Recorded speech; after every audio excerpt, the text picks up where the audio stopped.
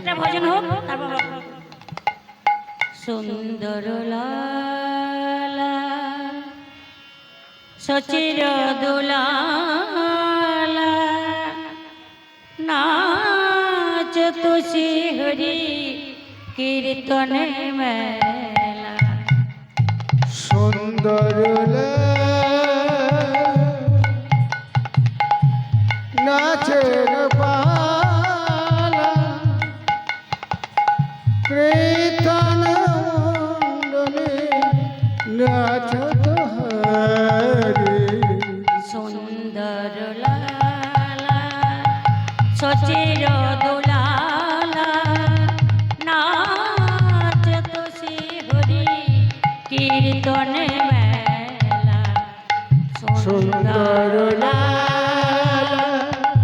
সচির দুলালা নাচত শ্রী হরি কীর্তনে ভালে চন্দন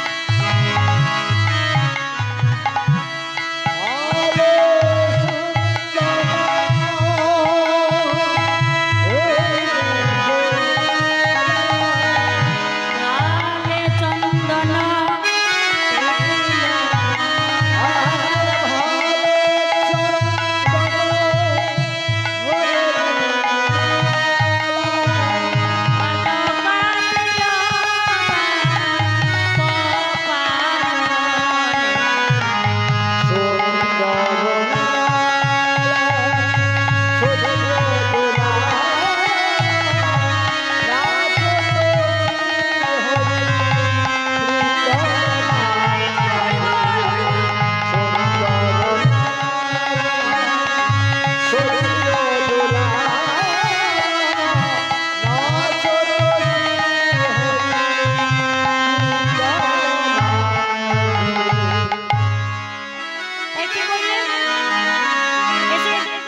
বলে ব্রহ্মা তোমাকেও আমি সৃষ্টি করেছি, তবে তুমি নরকুলের মানুষের মতো আমায় করলে অবজ্ঞা, আমায় করলে অবহেলা, শাস্তি তোমায় পেতে হবে। তাই নিজ অঙ্গ থেকে রাগাল করে মধের বস্ত্র সৃষ্টি করে ঘরে ফিরে গেলেন। এমনি ভাবে 1 বৎসর কাল কিছুদিন হবার আগে ব্রহ্মা আবারও যেমনই যমুনা পুলিনে চেয়েছে, কি দেখলো না সেই ছোট্ট শিশুটি খেলা করছে, সেই গোপ শিশুদের সঙ্গে সেই রাখালগণ ধেনুবৎস সবাই রয়েছে। তবে আমি যে লুকিয়ে রেখে এসেছিলাম সেগুলো তারা কি চলে এলো? তাই কি করেছে, আবার ব্রহ্মলোক থেকে এসে দ্বার উন্মুক্ত করে দেখলেন এখানেও রয়েছে আবার ওখানেও রয়েছে। তাহলে এরাই বা কারা, ওরাই বা কারা? ধ্যান যোগে দেখলেন ও ইনি সৃষ্টি স্থিতি প্রলয়ের মালিক, সে পূর্ণ ব্রহ্ম সনাতন অনাদির আদি গোবিন্দ। গোবিন্দের আতুল চরণ দুটিকে জড়াইয়ে ধরে ব্রহ্মা নয়নের জলে বদন ভাসিয়ে বললেন, অপরাধ ক্ষমা করো,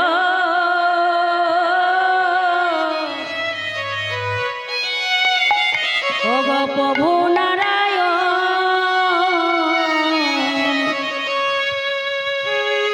অপরাধ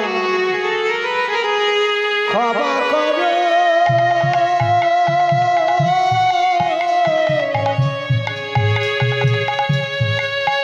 ও প্রভু নারায়ণ।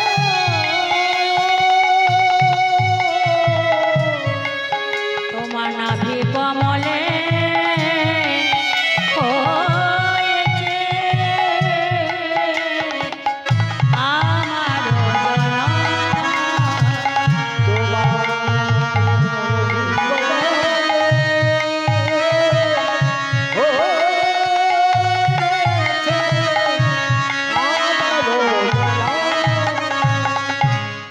তাই তুমি হলে আমার পিতা, আমি হলাম তোমার পুত্র। পুত্র যদি কোনো অপরাধ করে থাকে পিতা তো তা গ্রহণ করে না, তাই পুত্রের অপরাধ পিতা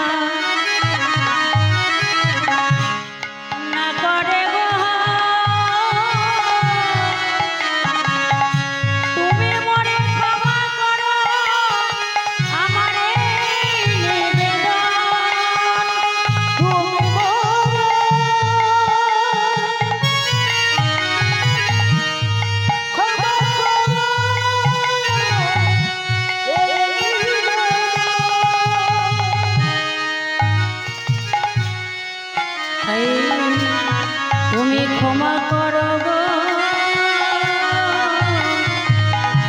ও গো গঠবি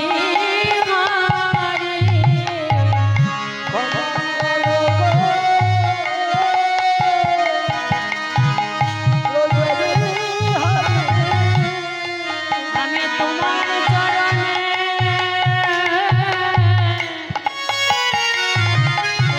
অপরাধী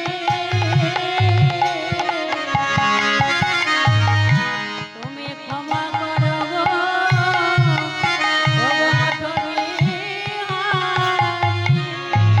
তোমার চরণে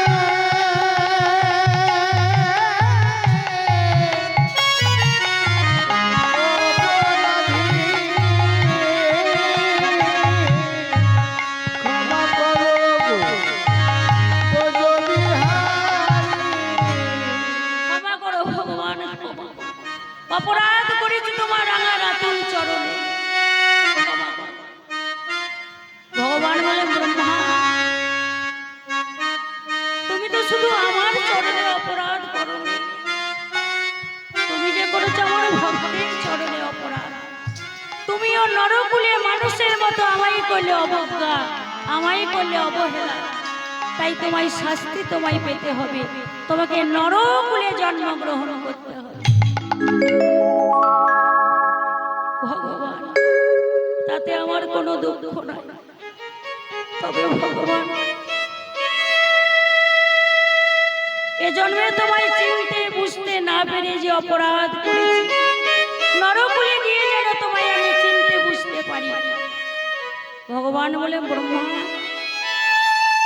আমায় চিনতে বুঝতে তুমি কেমন করে পারবে আমি যদি তোমায় না জানাই তবে বাসনা যখন করেছো ভক্ত আমার নাম যখন ভক্ত পূর্ণ বাঞ্ছাকারী তোমার মনোবাসনা আমার পূর্ণ করব তবে তুমি রাখালগণ এবং ধেনুবৎস চুরি করে যে যবনের পরিচয় তুমি দিয়েছো তাই জন্ম হবে তোমার হিন্দুর ঘরে কিন্তু পালিত হবে তুমি মুসলমানের ঘরে। ভগবান তাতে আমার কোনো দুঃখ নাই তবে এ জন্মে 4টি বদন পেয়ে তোমার নাম করে আমার আশা নরকুলে গিয়ে যেন আমি একটা বদন পেয়ে লক্ষ লক্ষ লক্ষবার নাম করতে পারি ভগবান বলেন তথাস্তু তবে নাম করার অপরাধে তোমাকে 22 বাজারে বেত্রাঘাত সইতে হবে তাই আজ থেকে প্রায় 540 বছর আগে সেই ব্রহণ গ্রামে খুলনা জেলার ব্রহণ গ্রামে জন্ম নিলেন সৃষ্টিকর্তা ব্রহ্মা পূর্ণ হরিদাস ব্রহ্ম হরিদাস রূপে সৃষ্টিকর্তা ব্রহ্মা কিন্তু কপালটা দেখুন 3 দিনের মধ্যে পিতৃবিয়োগ হয়ে গেল জন্মাবার 3 দিনের মধ্যে পিতৃবিয়োগ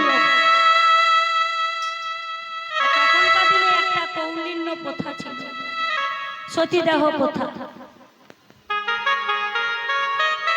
তাই পিতার চিতাতে মাতাকে পুড়িয়ে দেওয়া হলো জীবন্ত সতীত্ব প্রমাণ করার জন্য এক্ষেত্রেও তাই করল যখন সমাজপতিরা দাহ করে ঘরে আসছে ফিরে আসছে একে অপরকে বলা বলি করছে এই ছোট্ট শিশুটার কি হবে বলে কেন ওকে গলা টিপে মেরে দাও আর একজন বলে না না ও কারণে শিশু হত্যা করে লাভ নাই আমি একটা বুদ্ধি দেব বলে বলো না আমি বলি কি ওকে জল ঢালা উঠানের মধ্যে দুপুর বেলায় শুয়ে দাও ওপরে রোদের তাপ নিচে জলের ভাব ও এমনিতেই মারা যাবে দুপুর বেলায় রোদের উঠানের মধ্যে জল ঢেলে এই ছোট্ট শিশুটাকে শুয়ে দিল আর শিশুটা কাঁদছে মা বলে মামা বলে শিশু কাঁদিতে লাগিল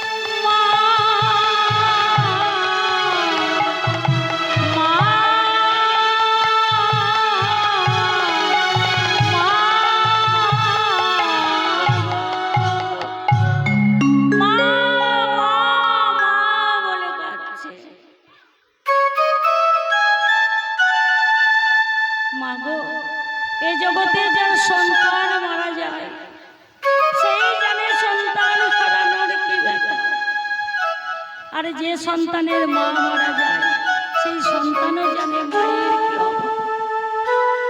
তাই শিশুটা সেই উঠানে জল ঢালা উঠানে ওপরে রোদের তাপ নিচে জলের ভাব মা মা বলে কাঁদছে। আর সেই দিকে বেরিয়ে যাচ্ছেন হবিবুল্লাহ দর্জি নামক এক মুসলমান। তার অতৃপ্ত পিতৃ হৃদয় এমন করে শিশুটার কান্না টানলো, দরজার কাছে গিয়ে বলল, কেউ কি আছো গো? শিশুটা যে কাঁদছে, তোলো। কেউ নেই।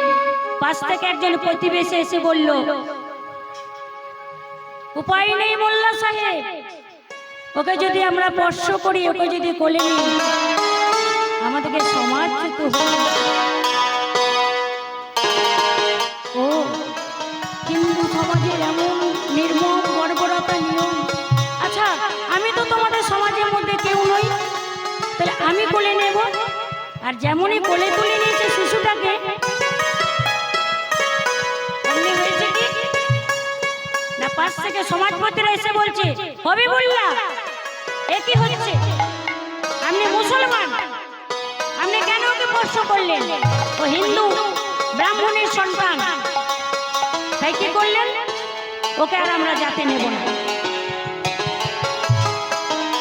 হবিবুল্লাহ শিশুটাকে কোলে নিয়ে বাড়িতে ফিরলেন।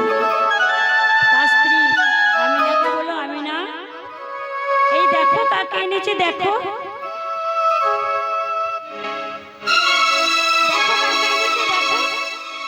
আমিনা বলল, ওকে তুমি কোথায় পাইলে? ও কার ছেলে? হবিবুল্লাহ বলল, না না, তুমি ভেবো না, ওকে আমি চুরি করেও আনিনি, কারো মায়ের কোল থেকেও আনিনি। ওর 3 দিন আগে বিয়ে হয়ে গেছে।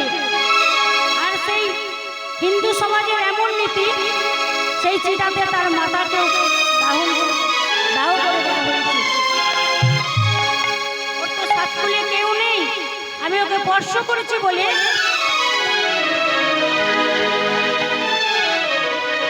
ওরা সমাজে নেবে, তাই ওকে নিয়ে এসেছি। তুমি কি পারবে না ওকে মাতৃস্নেহ বড় করতে? বলো, ও আমাদের সন্তান। আচ্ছা, ওর নাম কি গো? ওর তো সাতকুলে কেউ নেই, ওর নাম দিলাম হারেস। তাই ছোট্ট হারেস হবিবুল্লাহ আমিনা স্নেহে বড় হতে লাগলো। আর এই হবিবুল্লাহ দর্জি দিনে 5 বার নামাজ না পড়ে দিনের কোনো কর্ম করতেন না। আর যখন মসজিদে নামাজ পড়তে যেতেন, ছোট্ট হারেসকে সঙ্গে নিয়ে যেতেন। হবিবুল্লাহ দর্জি যখন নামাজ পড়তেন, ছোট্ট হারেস মসজিদের এক কোণে বসে বসে দুটি নয়নের জলে বদন ভাসিয়ে বলতেন, কৃষ্ণ কেশব কৃষ্ণ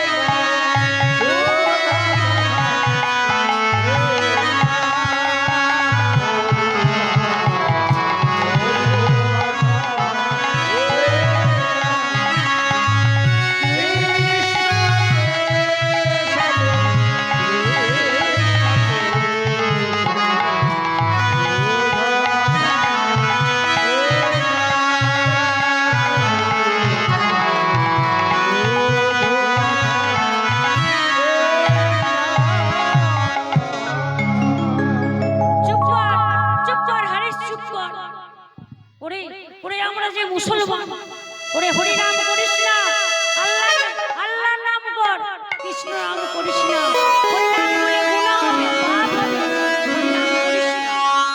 ওরে আমরা যে মুসলমান পিতা, আমি তো কত চেষ্টাই করেছি, আমার বদন থেকে আমি নাম সরাতে পারিনি।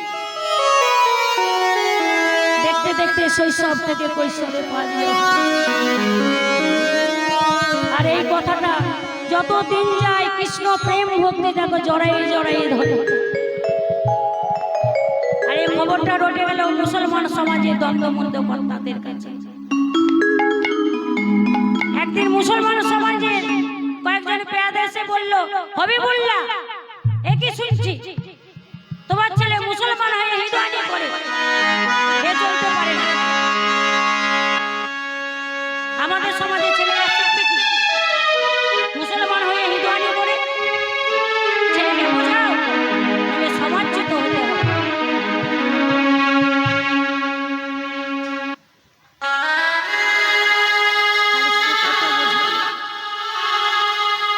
আমি না হবিবুল্লাহ কত বোঝাই। খালিদ বলল, পিতা, আমি কত চেষ্টা করেও আমি হরিনাম বদন থেকে সরাতে পারিনি। তাই একদিন দ্বন্দ্ব হয়ে গেল। হারেস বাড়ি ছেড়ে চলে যাচ্ছে।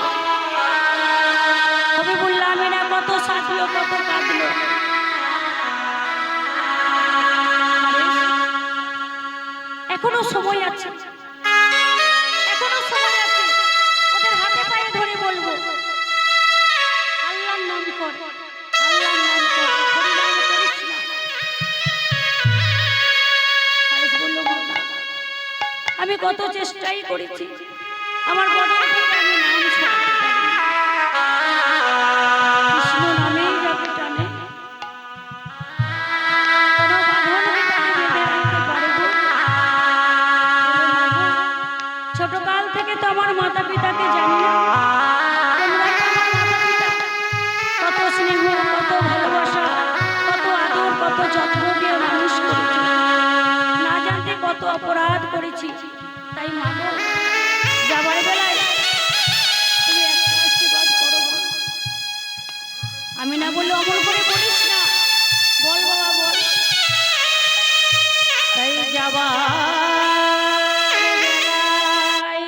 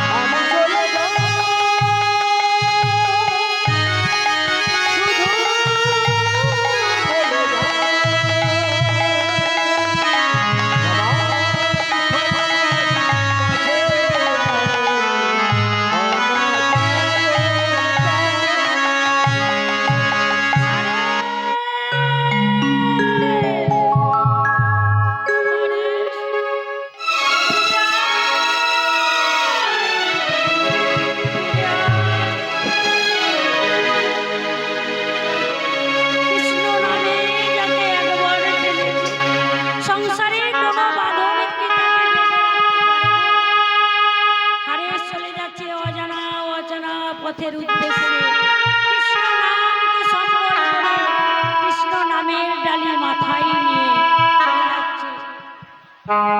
আর মুখে কি বলছে?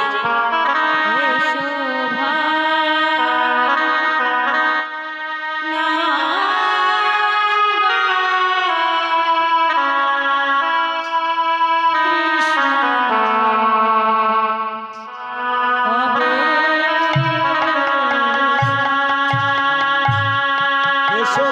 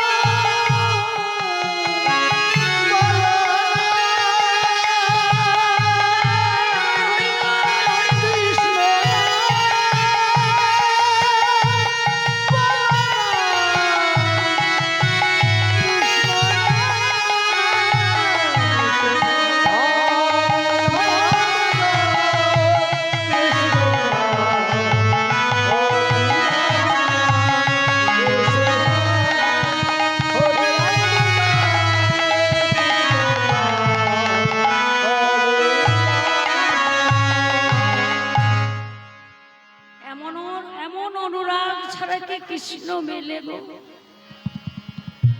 এমন অনুরাগ বিনা কি কৃষ্ণ মেলে?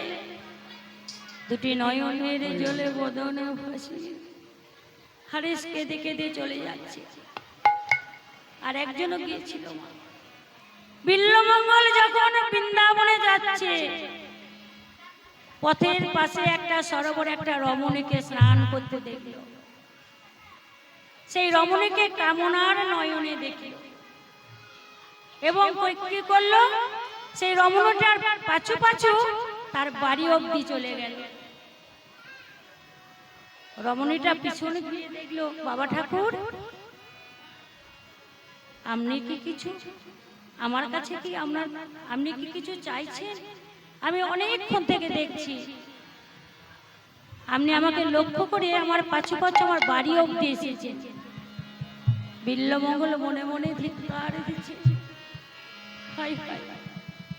আমি যার দিকে কামনার নয়ন দিলাম সে আমাকে বাবা ঠাকুর বলল, সে আমাকে বাবা ঠাকুর বলল।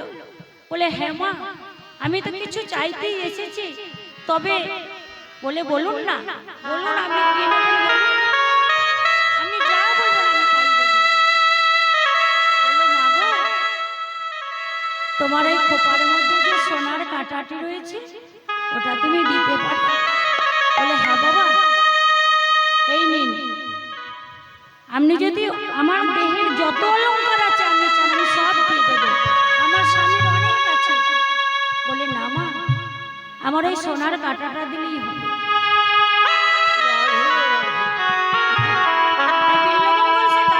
কি করেছিলেন জানেন? তার নয়ন দুটি অন্ধ করে দিয়েছে। কেন? পথে ধাবিত হয়। আর যাই হোক গোবিন্দের চরণে মেলে রক্ত ঝরছে, রুধির ঝরে পড়ছে, যন্ত্রণায় কাতরাচ্ছে, আর কেঁদে কেঁদে বলছে, দয়াময়, বৃন্দাবনের পথ আর কত দূর দয়াময়, আমি কেমন করে বৃন্দাবন যাব? কত অনুরাগ, কত ভক্তি। সখা হাত দুটি ধরে নিয়ে চলো মোরে, আমি পথ খুঁজে ফিরি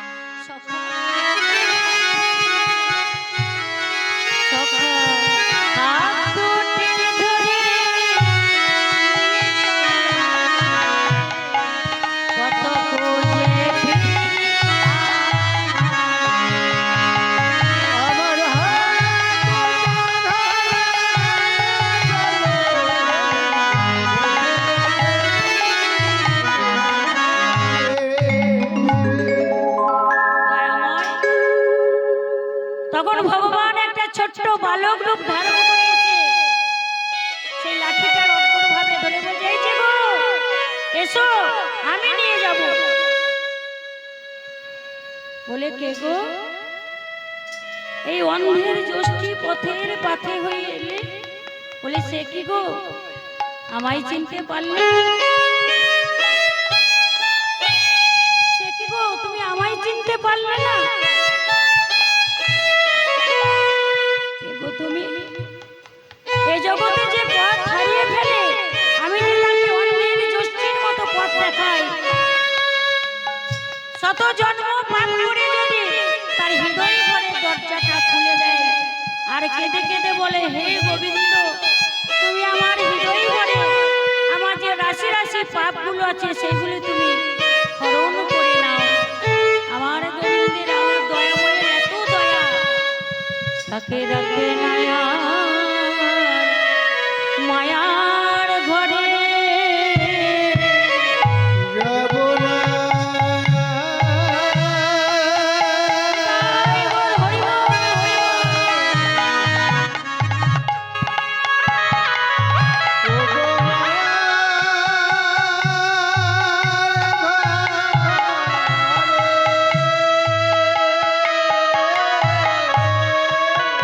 তাকে করে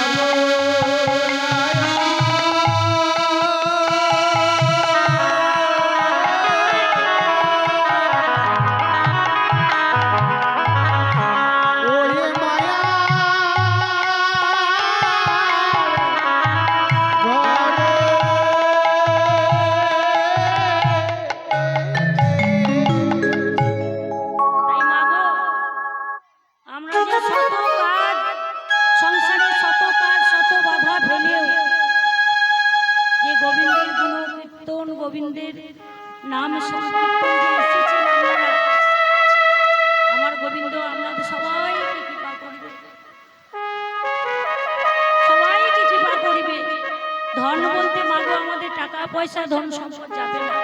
কি যাবে? আমরা যখন মারা যায়, মানুষ যখন মারা যায় কি যায়? ওরে নামে যাবে